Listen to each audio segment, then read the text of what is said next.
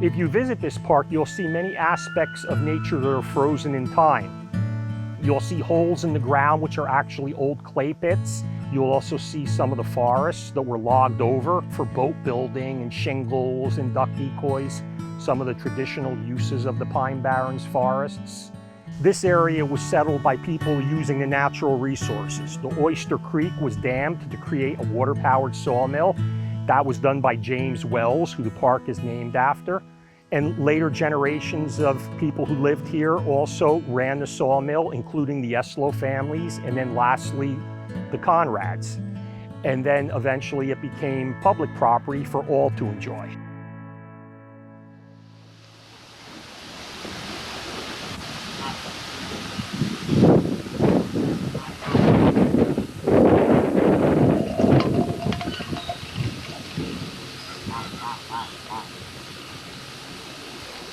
The ESTLOW'S were originally from Holland, going back to the 1700s when they first started coming here. Mr. Christopher ESTLOW house, what's left of it. He was the first ESTLOW to come to Wells Mills in the spring of 1870. First ESTLOW to come. That would be Tilton ESTLOW'S grandfather. The sawmill that I remember in my time at Wells Mills was what we called the Little Mill.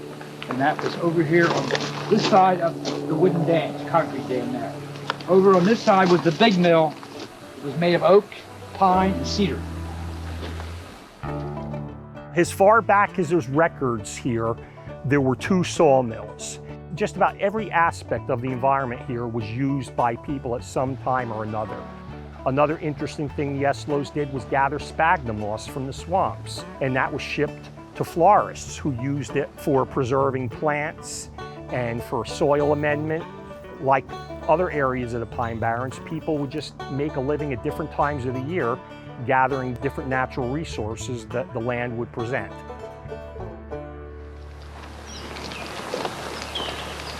This field was the moss field. This is where they packed their moss.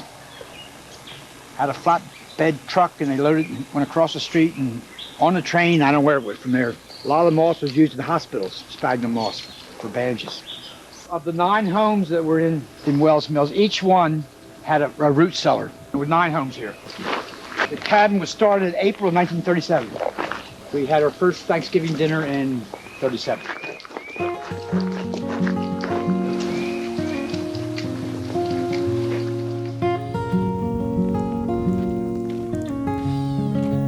This is an old Conrad Brothers Lumber Company ledger between 1917 and 1919. One of the things I think of is how many times Tilden ESTLOW and Francis ESTLOW are mentioned in here. And what that tells me is that there was a constant dialogue between the ESTLOW'S, who owned this place, and the Conrads. They were in the lumber business and the ESTLOW'S were in the lumber business. That led to lumber transactions. So Grove Conrad and Charles Conrad would say, "Hey, Tilt, how about that cedar you got up there?" And Tilt would say, "Oh, I can cut that in the wall." I said, "Well, how about we get up there and cut that cedar?" And that led to, "Hey, Tilden, how about you selling that place?"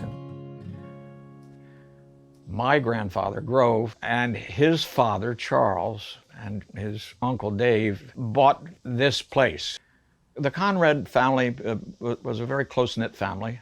Conrads and the Predmores, and later on the Oakleys, wanted a place where they could all party and hang out and socialize and hunt, which was equally as important, I suppose. This cabin was built essentially as it is today. For the next 50 or 60 years, this was the place that we all enjoyed. And this cabin is a gate between the present and the past. Areas like the Cedar View Lodge, you can step back in time. You can see the way people lived and enjoyed the land. This was primarily a hunting cabin, but it was also used as a rustic family getaway. And you are very much off the beaten path. That's the 2 sawmills.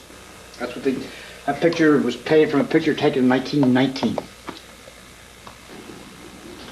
Get up very early here and you go to bed early, because you can't. There's no television actually, and there isn't electric.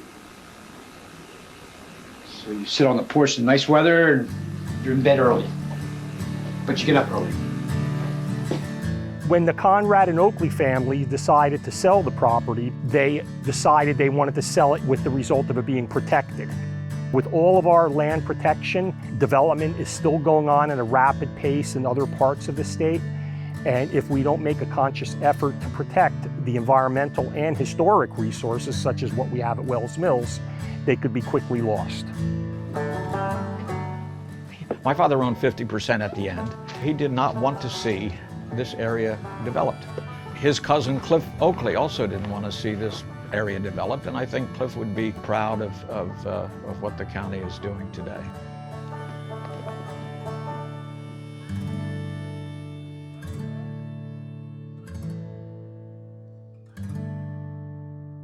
You know, memories are the pillows of life, and it would take a book to really put to writing the memories. Playing over in the clay pits with Tilt and Lydia ESTLOW'S grandchildren. I learned to row here from my father. We'd row over to the spillway and find Indian paint pots. And then we'd spearfish at night with a light and a lantern, and Tilt taught us how to do that. We swam here and later hunted here. We'd play old-time music. Sam with his banjo and Joe with his wash tub and George with his fiddle. The traditions of the area, and then just being in the woods. If you were a kid in the woods, you were in heaven. And we were kids in the woods, and it was heaven.